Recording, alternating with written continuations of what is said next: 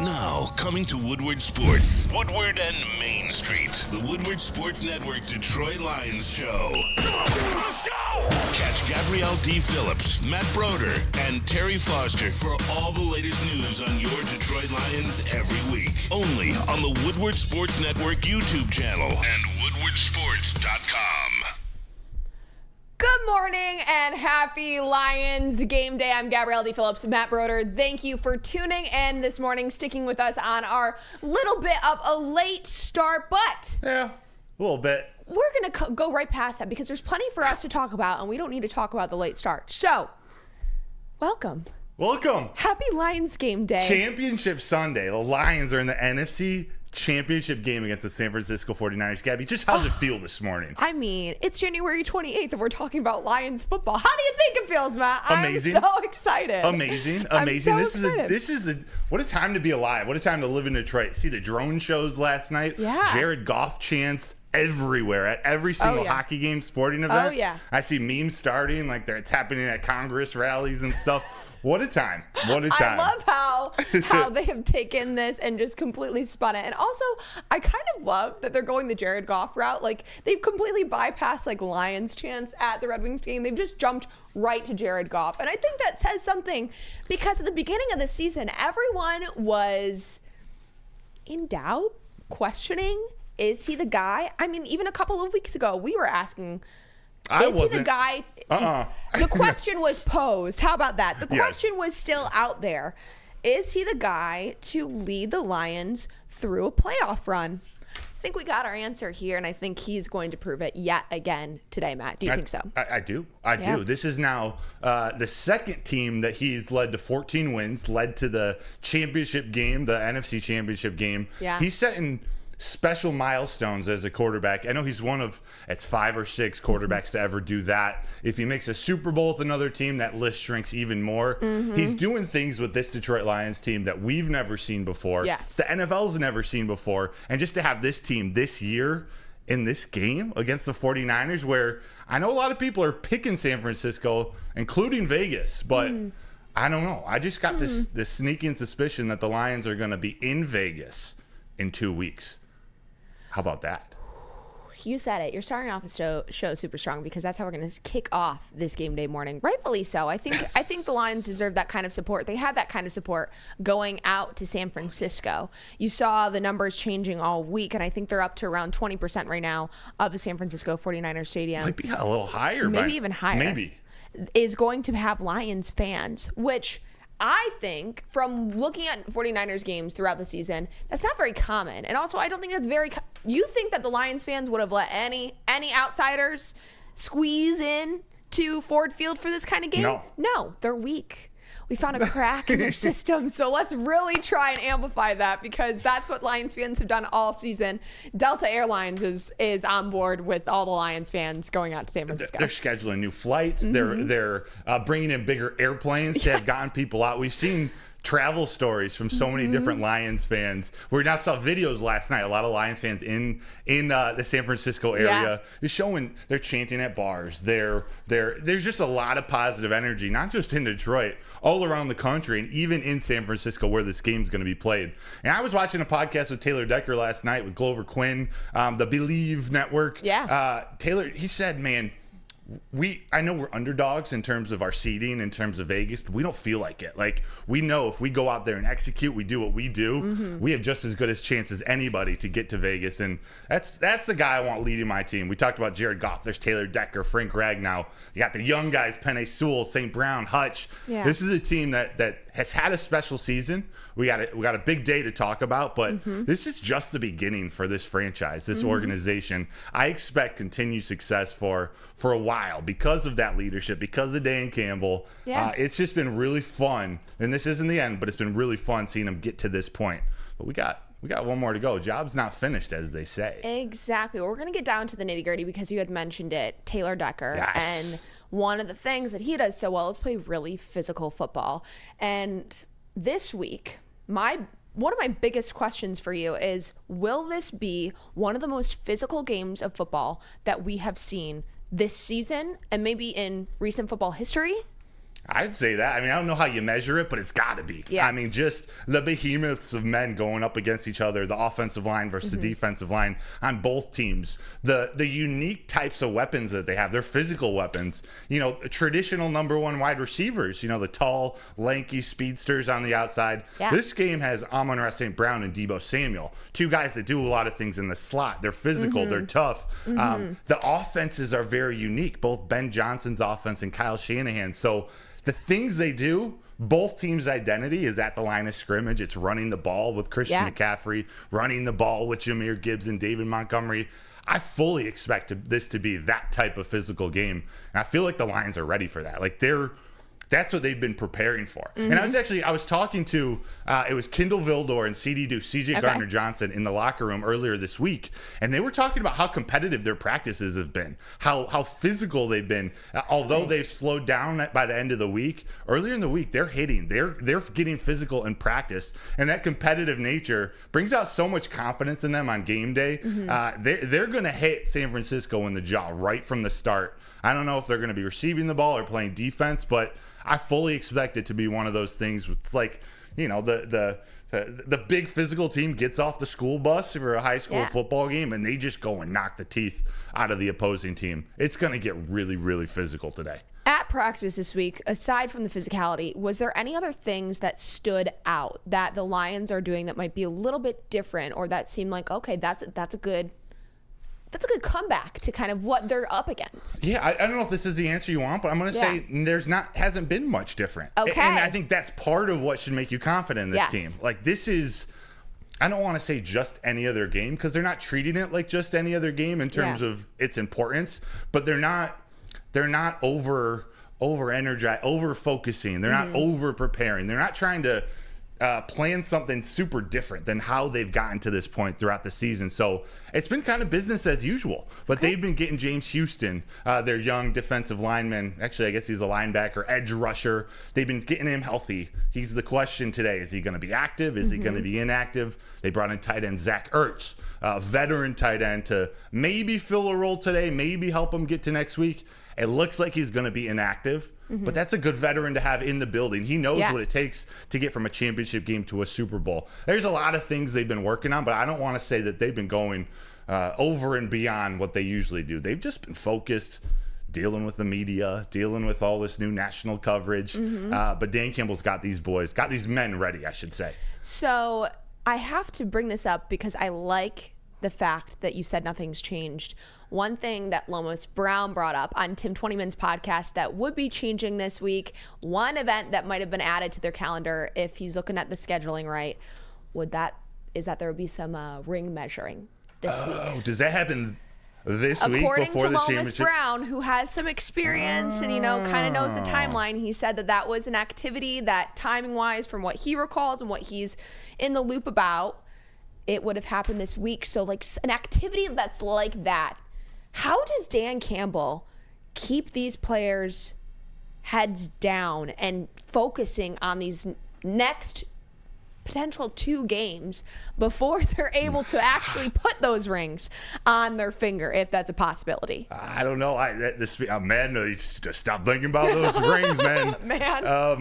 I don't know exactly what the blueprint for that is. Dan Campbell's a one-on-one. He's a unique coach, a unique leader. I just think, I think this starts with just the type of guys they brought in. Dan Campbell will have the message, but I don't picture. Do you picture guys like Jack Campbell caring about their ring? Like, can you picture him getting his ring measured and being Not like, at all. Great point. This is going to throw me off. Those, while Jack might be the extreme, these guys know their goal is to get to that game. They got to do that before. So I bet a lot of them, they had their hand out. They're not really paying attention. They're getting to practice. Eyes closed. Yeah. That's what I'm thinking. We're not focusing on that. And one of the other elements going into this week that we kind of talked about off air before the show is this narrative around, well, do the Lions actually have it easier going on the road for this kind of game? Does the road team have it easier? Because with a big game like this, you have family in town, you have friends in town, you have people asking you for tickets, you're trying to entertain, your house is potentially full, and you have a lot of media, extra media added into the mix. And when you're in your home turf, they're really going to be up in your face because that's your home ground. Do the Lions going on the road, does that allow for some of those outside distractions to settle down? Do you think that's good for for the Lions team in this recipe? I actually do. Not that they wouldn't want a third home game to let that Ford Crowd Field explode. Yeah. But just exactly what you said. The outside stuff, all the extra stuff that they have to deal with, it stopped probably Friday night, Friday afternoon. Everything at the practice facility down in Allen Park this week was, to get to this weekend. All the extra stuff was media. It was all these interviews, St. Brown and Derek Barnes going on Up and Adams and the Rich Eisen show and Sports Center. And they have all these extra responsibilities. But not only does Dan Campbell have them focused throughout the week, but going to San Francisco, like you mentioned, they don't have to worry about friends and family who are in town or coming to Detroit, getting them tickets, where they're going to stay, all the extra logistics around hosting a game. They get to shut off Friday night or whenever their media responsibilities were done, shut off. We're thinking about 49ers. We're going to travel there on Saturday. Yeah. They get to just spend time in their hotel, wherever they're staying, and prepare things just for this game. They got a crowd coming. We said there's going to be 25% Lions fans. That means there's 75% 49ers fans. So it's going to be loud. It's going to be a physical game. Yeah. I think you're spot on. Mm-hmm. Being away in this situation, it could be a little bit of a blessing in disguise. Might work to your advantage. And all the media this week, I think one of my favorite personality tweets to come out of this week was from Justin Rogers, who had said that one of the players leaned over to him after media scrums in the locker room and was like, "Who the F are all these people?" Yeah. It has never been so full before. I heard that they're adding an extra row into the media center. Yeah. How packed is it in there, and how different is the energy compared to spring training? Yeah, it was packed. The energy feels kind of good. It seems like the Detroit Lions are this feel-good story. They're now, and I'm not going to go the lovable Lions route, but I think everything that has led up to this point in the season, they're a likable team from a national perspective, not just because of how they play, but because of their coach, because of their leaders, because Jared Goff has something to prove and people doubted him, because Amon-Ra St. Brown was a 4th-round pick. I think that all factors into this positive energy coming from NFL Network, ESPN, all the new stations that were in Allen Park this week. They had to add the extra row in the media room. There are all types of new questions, new reporters, new writers. It was different. It was different, but I think it was more fun than more unsettling or putting off. It was good energy all week down there.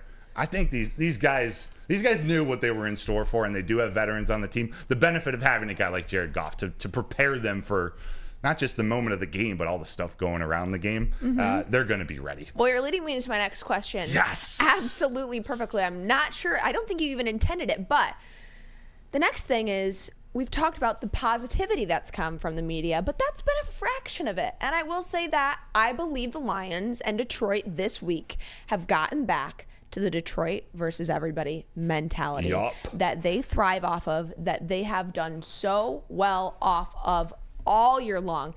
And it was my pessimistic last week because people were rooting for the Lions and had picked the Lions to win over Tampa Bay by decent amounts last week that I was not expecting.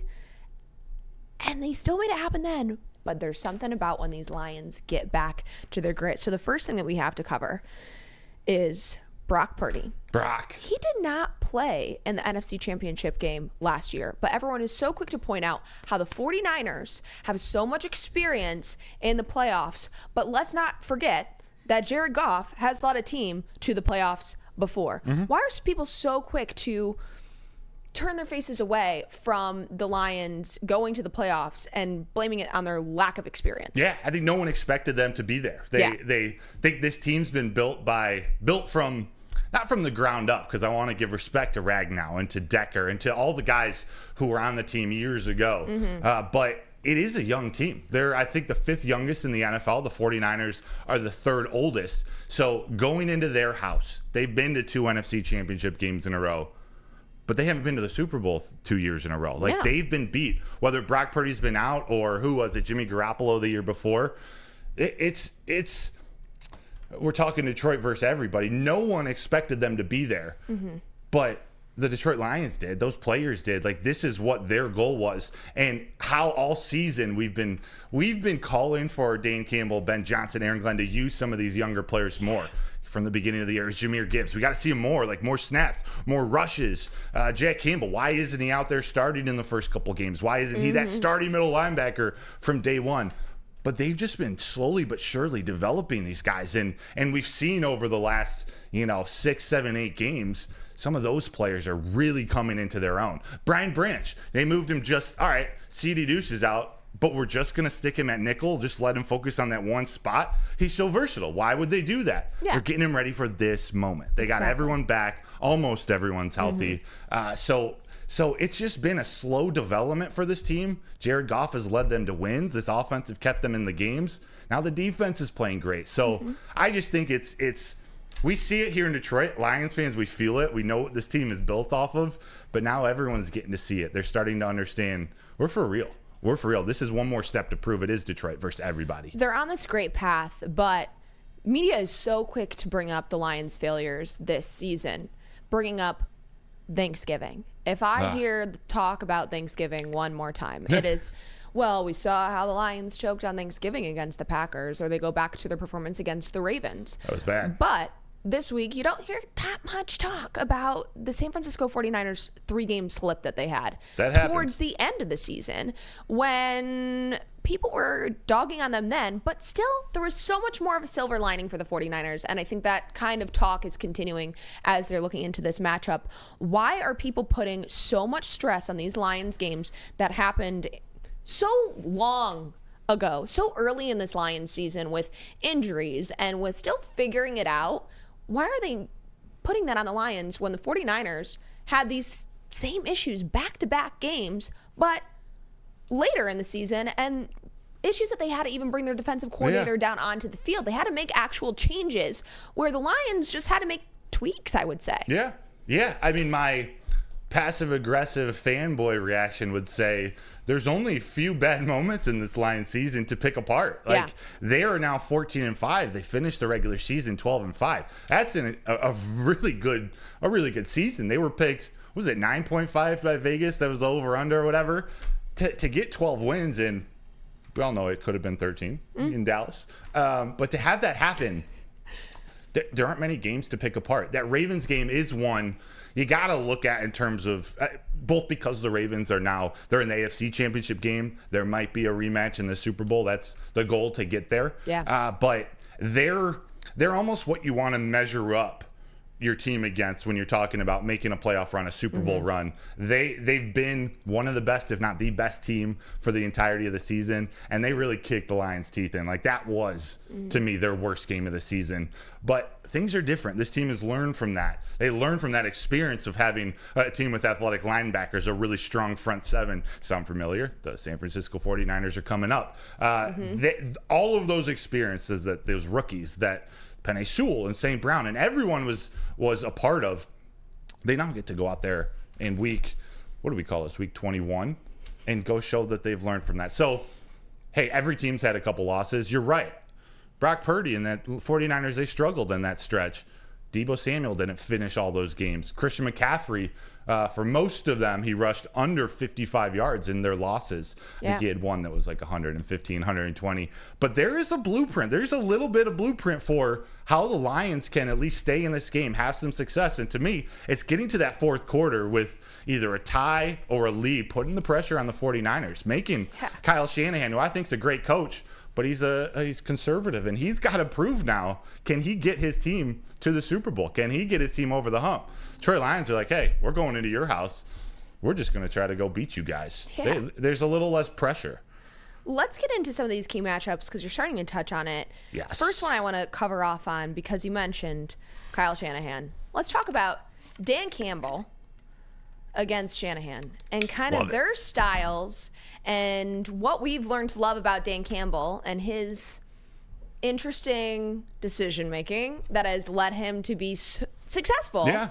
against Kyle Shanahan. Yeah. How do you think that's going to come out? After I talk, I want to hear like what your view is on Dan Campbell too, the emotional side, the how you view him from your perspective. But in terms of matching these guys up, they're almost polar opposite kind of personalities. Yeah. Like I don't want to say Dan Campbell's a very smart guy and he's a very smart football mind, but we think of Kyle Shanahan as sort of the boy genius, the Sean McVay, the Ben Johnson, what we think he might turn into. Just very calm, very analytical, has this great offense, and he's great, don't get me wrong. But what Dan Campbell's done to get this team is his let off that emotion, let off his just leadership as another football, I don't say a teammate, but another football mind, someone who's been in these situations before and has earned or has gained the trust of these players, where that, especially how football is transitioning into this new type of game,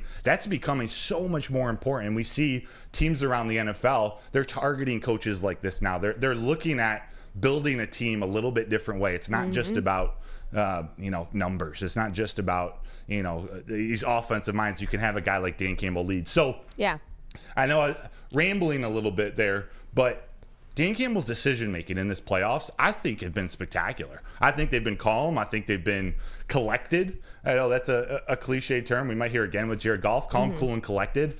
But he's being himself. He's being aggressive, but he's also making the smart moves. Like to kick that field goal last week on, I think it was their second offensive drive. They're down in the red zone, a 4th and goal. The offense just didn't really feel like they were in rhythm those first 2 drives against the Bucs. David Montgomery had just gotten stopped at the line of scrimmage. The play before that, Goff had thrown a not-so-great ball that Jamel Dean almost picked off, almost had a 105-yard touchdown. Say, okay, let's just get out of here with 3 points. We're going to kick that field goal. I don't know if he does that earlier in the season. I think he's probably going for that. So that gives me a lot of confidence that Dan Campbell is going to make the right decision while still being himself today. How do you feel about Dan Campbell leading this team to this point, going into this game against the 49ers? Really, when I look at this coaching matchup, and right on the surface, I'm going to go with street smarts versus book smarts. I think this is like an exact matchup of street versus book smarts. And I say on the surface that it's street versus book smarts because where I think Dan Campbell is one of his strongest traits is that he's kind of been able to trick the NFL and say, oh yeah, I'm this street tough guy, football guy. Yes. He was labeled with meathead once he started this position, the whole kneecaps thing. But you gotta look at his depth behind that, how he's been able to lead this locker room. And the conversations that we're having about these rings, we're not concerned about this because Dan Campbell is at the helm of this football team and he can keep their heads down, grounded, and focused on this kind of game. That's where I'm like, maybe this is the secret recipe. Yeah. Maybe this is what people don't expect to work, and that's why it's going to work this time. I'm with you. And I've been probably beating it to a dead drum this week. Dan Campbell and this team, they don't get bullied. They actually may have gotten bullied in that Ravens game, but I think that one time's enough for the season. This is where the big bad boys of San Francisco, they feast off bullying this opposing team. They were the intimidators, although they didn't play very well against Green Bay. By the end of the game, they knew, all right, we're in charge. We're going to push you around. Lions, that's not going to happen to them. That's because of Dan Campbell. That is because of Dan Campbell. I want to look into a little bit more of these matchups. Yes. One that I'm going to throw in here is turnover v. turnover.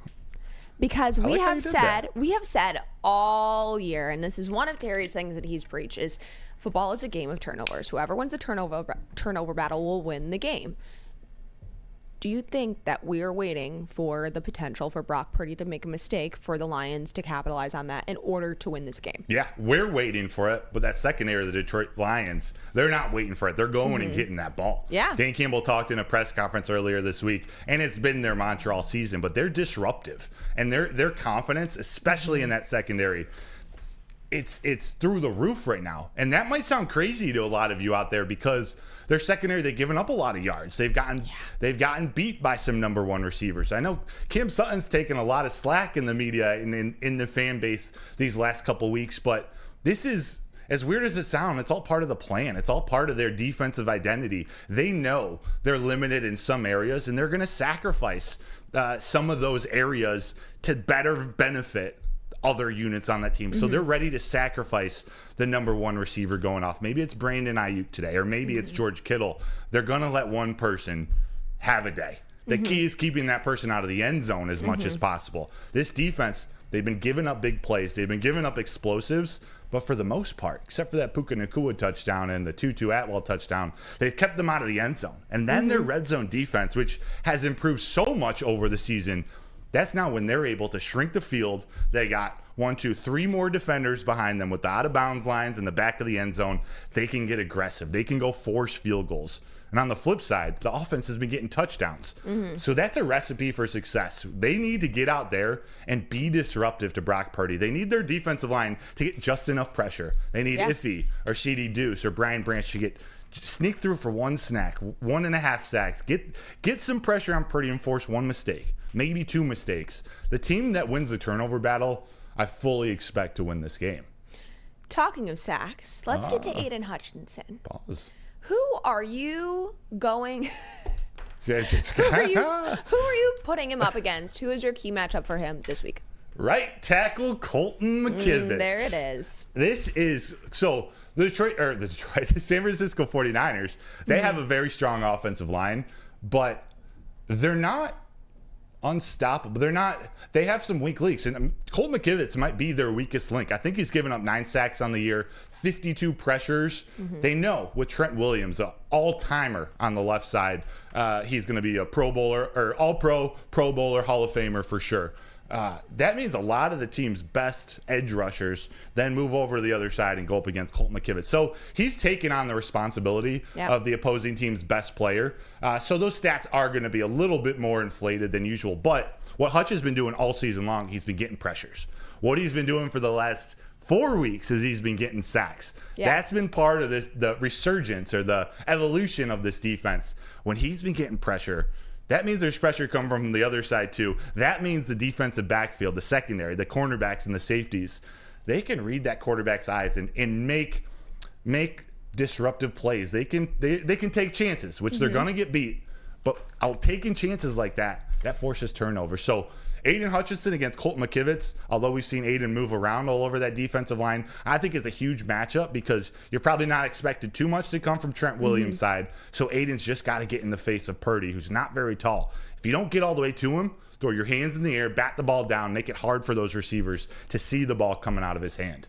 So continuing his hot streak this week, can you give me a prediction, a sack prediction here? Do you have a count for Aiden Hutchinson? I think he's going to get 1. Okay. I would love to see more, keep that streak going, but I do believe the key to beating them, and maybe this does lead to more Hutchinson sacks, but I think we're going to see Iffy Melifonwu in that backfield again, trying to get sacks from the secondary. I think we're going to see CD Deuce, CJ Gardner-Johnson, maybe play up in the slot a little more with Brian Branch and CD Deuce on the field at the same time with 2 more safeties behind him and Kirby Joseph and Iffy Melifonwu.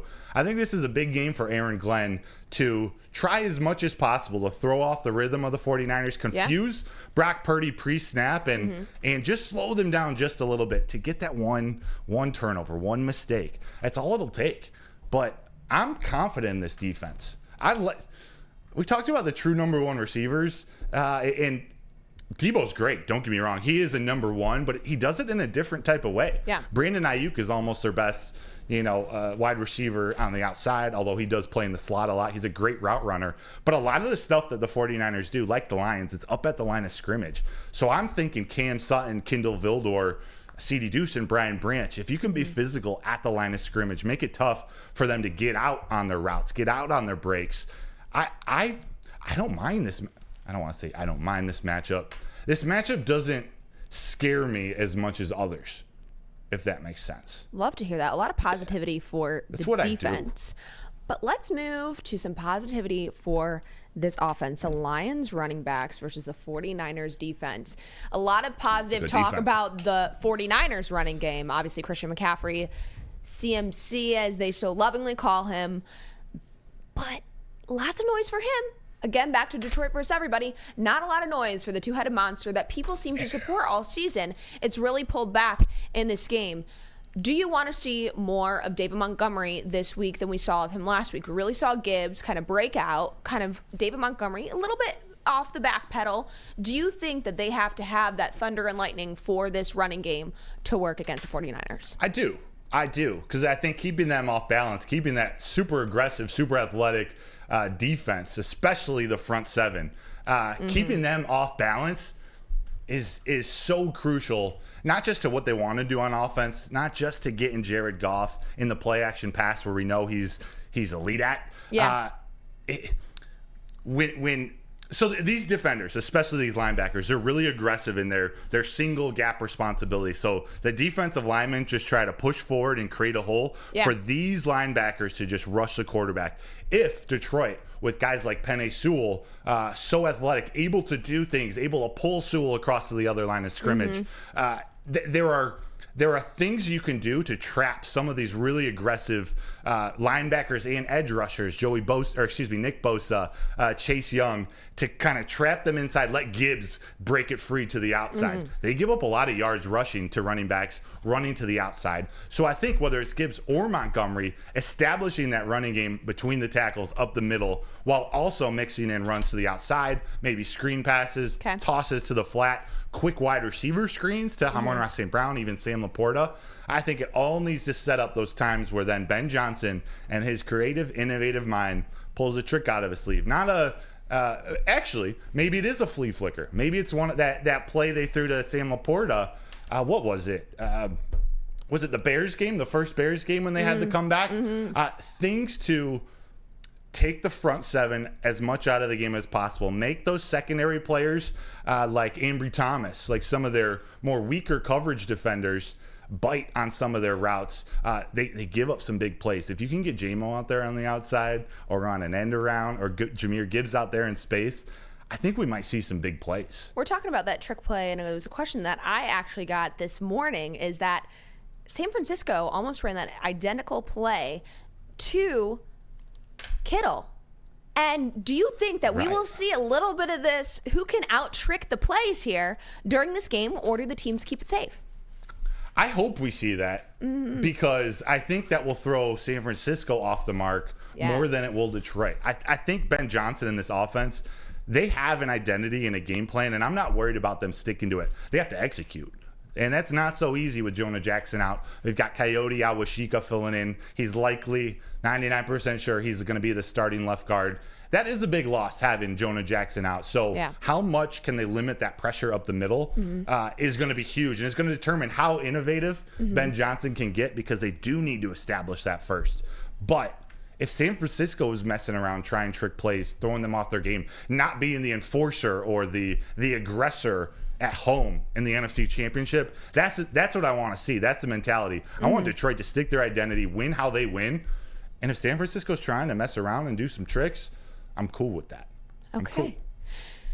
Who on the San Francisco 49ers team is your biggest worry going into today's matchup? Christian McCaffrey. Christian McCaffrey. I was talking a lot about the secondary and how they need to lock down the Deebo Samuels, Brandon Ayuk, Juwan Jennings, Ray-Ray McCloud. I say that because the assumption, what I need to see, the first priority that Dan Campbell said earlier this week, you got to stop the run.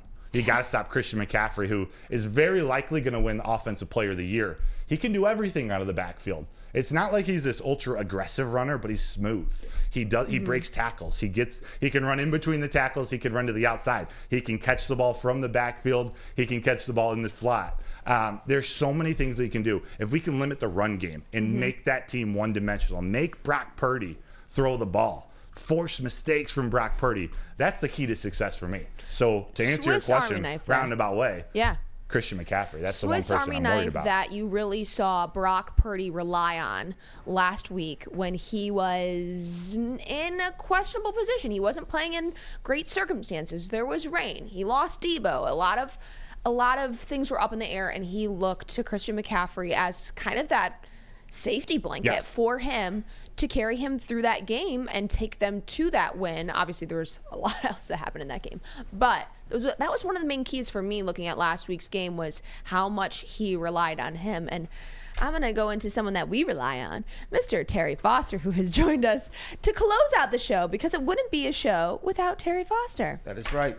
It's time. It is time. That's what I will say. I've never believed that the Lions could be in this position. I never thought they could beat San Francisco, but San Francisco's a little closer to earth now than they were at the beginning of the season. And I think maybe now we have to acknowledge the Lions are not just good, but they're NFL good. Yeah. I mean, that they can do this. And my bunion was hurting this morning. I think they're going to pull this off. Really? What was your bunion feeling like? It was hurting. It was, it Aching, could have been throbbing? A little bit. Could have been because of the rain, but it also could have been like, because I think they're going to pull this off. Now, yesterday I was floating around, and it felt like Christmas Eve to me. Yeah. Because this is almost like Christmas Eve because this is a really special day. And I guess today is Christmas. Merry Christmas, everybody. Merry Christmas. You've got a nice winter get-up going here to kick us off or close us out for this Lions game that's coming up. Who is your key player to a Lions win today, Terry? It's I hate to be a broken record, but I think it's St. Brown. Yeah. I just think that this is a guy that if he's targeted and if he's focused, which he always is, that he's unstoppable. But I like him, and of course on the other side, Aiden Hutchinson, because he's got to put the pressure on Brock Purdy. He's got to make Brock Purdy understand he's an average quarterback. Yes. Yeah. You can't be back there saying, I'm Joe Montana today. Let me see what I'm going to do. So those are the two keys for me right there. Yeah, and it's probably what San Francisco's thinking too. The quarterback, if you can get pressure on Jared Goff, if the Lions can get pressure on Brock Purdy, that's sort of the element of success or the recipe for success. Yeah. Forcing a takeaway. Gabrielle Dee Phillips reference, you say it often, takeaways. Like that is the key. If the team that goes out, the team that ends the game with less turnovers is probably going to win this game, right, Terry? You're right, Mr. Caroline. But here's another thing. The fear factor or the pressure factor. San Francisco didn't make it to the Super Bowl last year. Philadelphia did. And I think they feel, hey, we got to make it now. This is our time. Who the hell are the Detroit Lions? They're standing our way. So that's great because that gives you an advantage. But also, if there's a close game or if the Lions get off to another good start like they usually do, that could, get people kind of a little scared a little bit and say, what the hell is going on here? Why are we trailing the Lions by a touchdown in the third quarter? Yeah. And that could play – the mental game is so strong. And if the Lions can get off to that good start, doubts creep in. Can I ask a question, you guys? Going off script here a little bit, but KG in our show on Friday night had a really good we were playing Would You Rather, some different scenarios.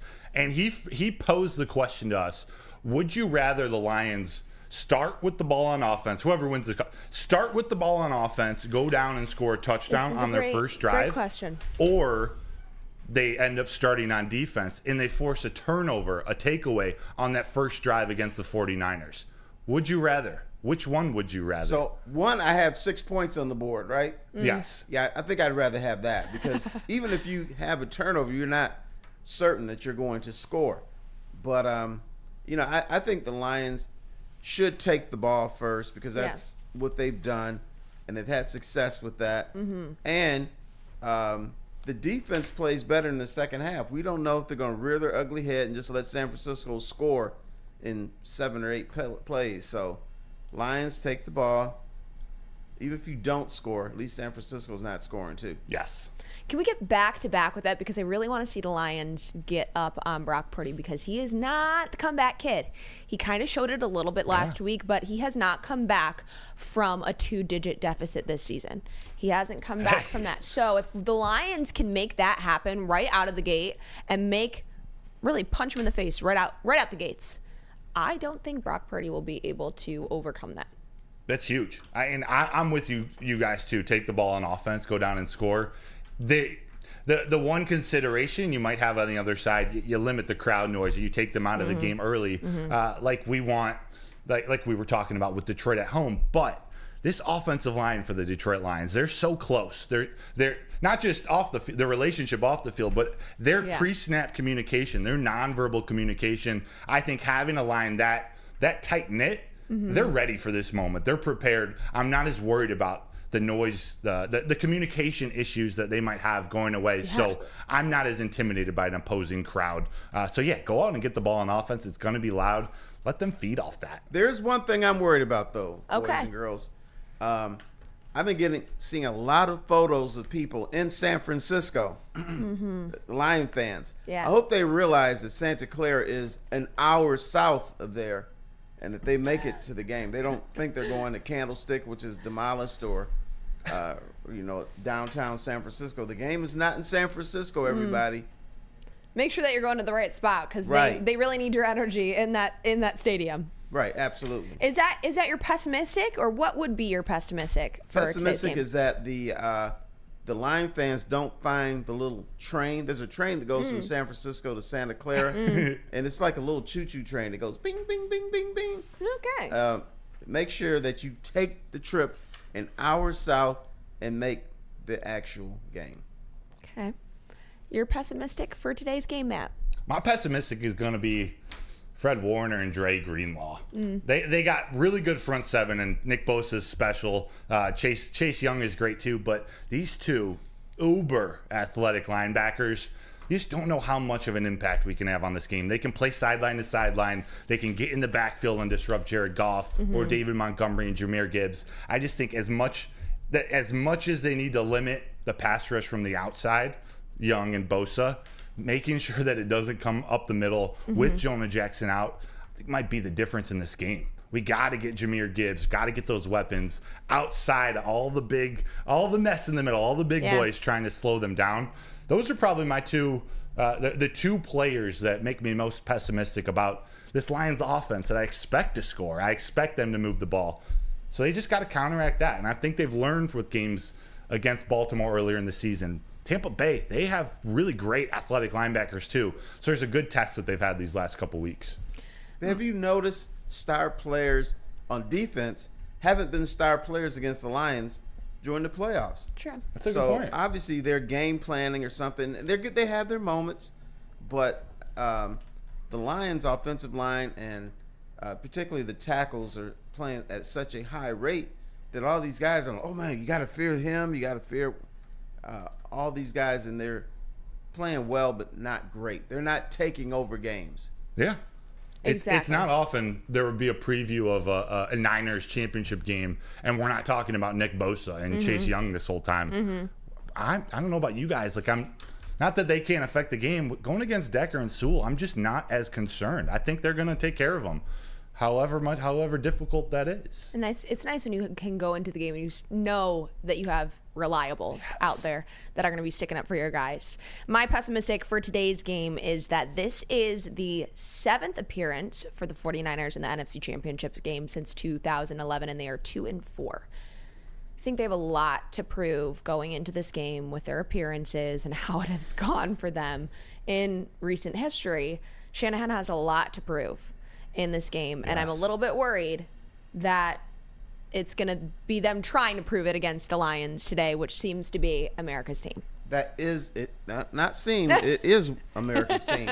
Might be the world's team, but that is a concern. But maybe it shows that San Francisco's not invincible, because we've kind of thought that there's not at points of the season, there's nothing you can do with this team, and then all of a sudden it's like, okay, that was a close game, and they lost this game, and then even up to last week, Green Bay, who I think is going to be a fabulous team in time. Yeah. Who I think if the Lions had to play Green Bay, that would be a tough game. But Green Bay probably should have won that game.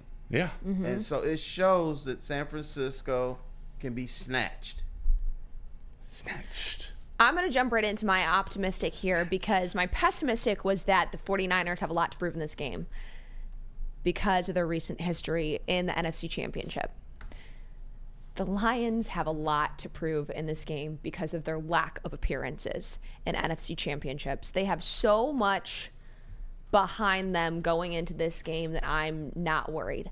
Driving from the airport all the way up to Lake Orion, where I'm from, I don't think I've ever seen so many signs supporting one cause So, look, we live in a divided world, and seeing Detroit come together and support this team is something that I'm so glad that I get to sit up here and talk about and that I get to be witness to in my life, because it is something so special. And I know that this team feels it. And that is my reason to be optimistic for today. Been to a Red Wing or Piston game? Heck yeah. Jared Goff. I would. Jared Goff. There's another thing. Things you always ask me. T, how many times have you seen a Detroit crowd support a Lions quarterback? How about never? Yeah. It's always the next guy that should be starting. But then when I heard the Jared Goff chants, and not just for one game, but 3 or 4 games, I'm like, where am I? Yeah. This is nuts. Yeah. It's crazy. So, Seth Floyd said in the chat, Terry, by the way, if this game doesn't get you excited, I don't know what will. 1 more win to get to the Super Bowl. 2 more to win the whole thing. Win the game. Thank you for the $5 donation. This fan base is jacked up. It's different. it's Christmas, everybody. Merry Christmas. Merry Christmas. Merry Christmas. Oh, They won. Christmas Eve was against Minnesota, right? That's when they won the NFC North? Yeah. Okay. Just leave that there. No, Christmas Eve was Okay. last night because we were anticipating opening up the gifts. Today. Yes, today. we are. In the nighttime. what's your optimistic, Matt? And then I'll let Terry close it out with his optimistic. You know, my optimistic is that the Lions don't have to do anything different than what they've been doing all year to win this game. Like, Yeah. this game, while it's going to be difficult, it plays into their identity. It plays into how they want to beat every team, dominate up front, the offensive line, run the ball. Yeah. Get behind David Montgomery and Jahmyr Gibbs. Set up play action to draw athletic linebackers in so you can find St. Brown. You can find Sam Laporta. You can Options. hit J-Mo deep. You can hit J-Mo on an end around. And on defense, it's And just then let him fly. let him fly. Let him Hey, fly. I've been saying it all year. But I Let don't him think fly. he's going to just fly this year. We'll see it next season, probably in game 1 or 2. Let him fly. Yeah. Yeah. And on defense, in terms of their identity, they got to do what Aaron Glenn and Dan Campbell have said these last 6 weeks. They just got to be disruptive. Yeah. They got to play violent. They got to play aggressive. They're going to give up yards, but that defense has been there in the second half. They're going to show up and make a play when they need it the most. That's the blueprint to the Lions' success. That's true. Now, can I be rude for a second? You Go can be for rude it. anytime, All right. Terry. Maybe they should sit Cam Sutton now and then. Because I No. don't know what my man is doing out there. Okay, and replace him with who, Terry? I just said send him for. I'd rather go out with 10 men than with this guy out here, the way he's playing. I have a feeling that would not be the recipe for success.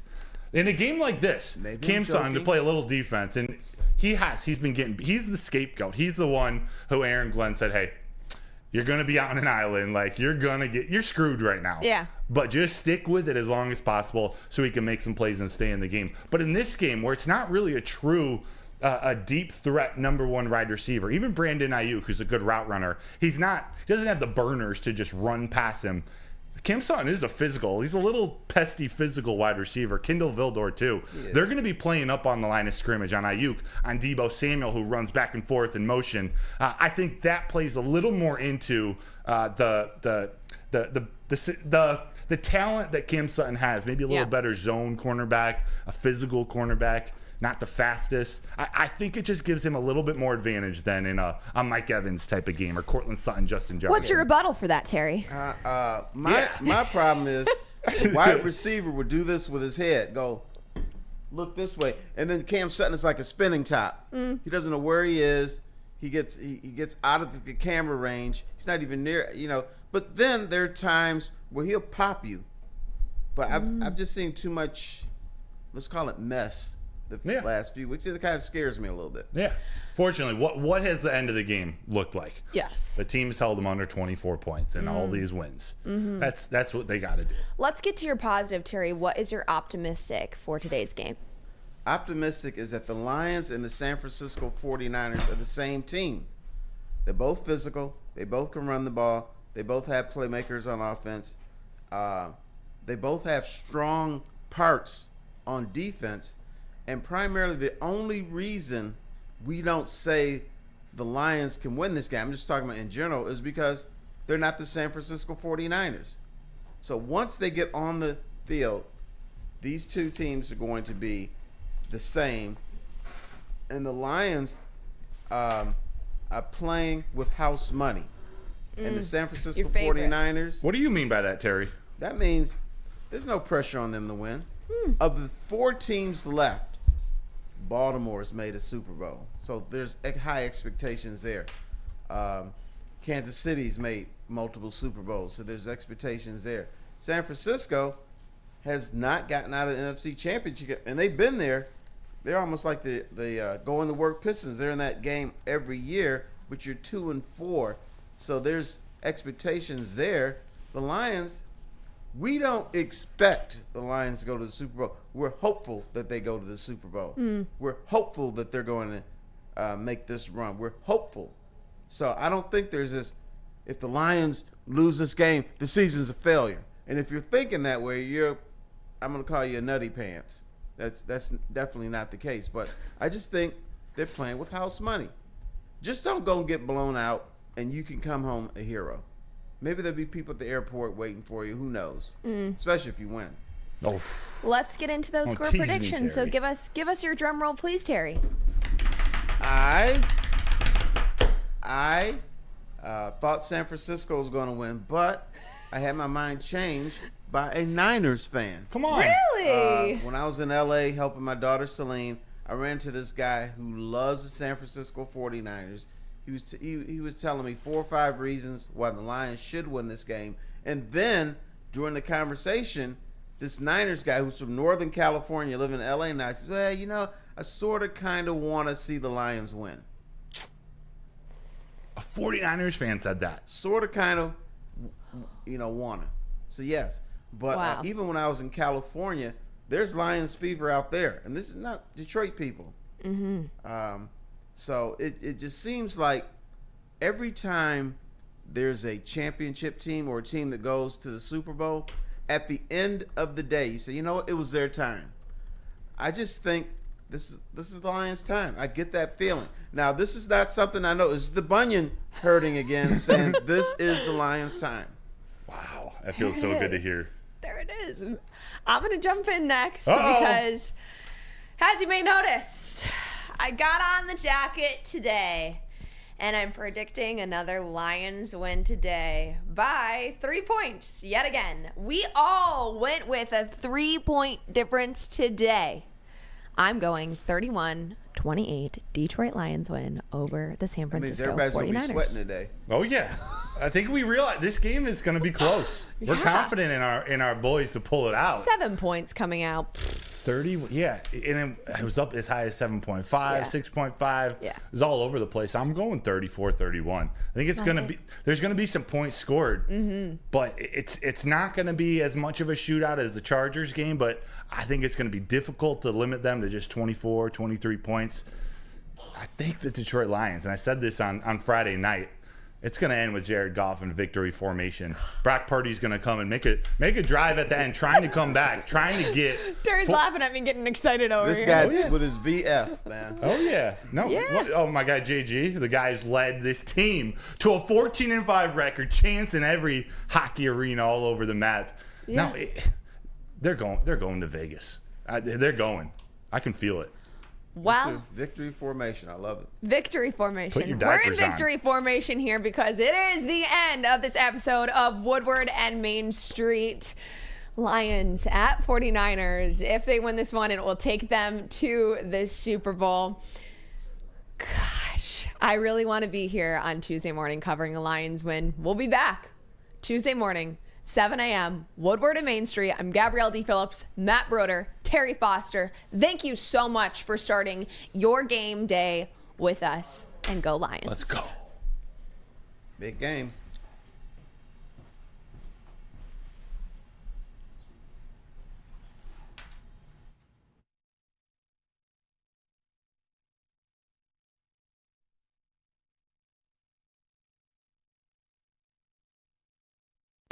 Now, coming to Woodward Sports, Woodward and Main Street, the Woodward Sports Network Detroit Lions show. Let's go! Catch Gabrielle Dee Phillips, Matt Broder, and Terry Foster for all the latest news on your Detroit Lions every week. Only on the Woodward Sports Network YouTube channel and woodwardsports.com.